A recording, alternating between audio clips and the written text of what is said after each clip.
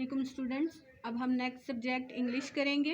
गुज़िश्ता रोज़ हमने किया था vowel sound, read and match the word to the correct picture, यानी कि आपने करेक्ट पिक्चर को करेक्ट उसके वर्ड से मिलाना था। ठीक है,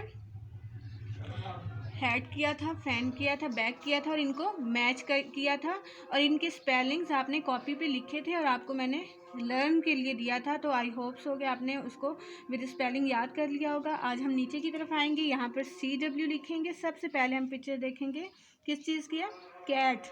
ठीक है, कैट। कैट की क्या स्पेलिंग है, यहाँ पे आपने ढूंढना है CAT, कैट।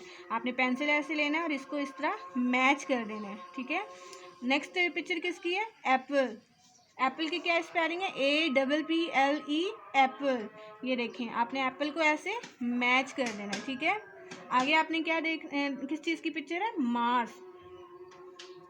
मास्क की क्या स्पेलिंग है, MASK, मास्क।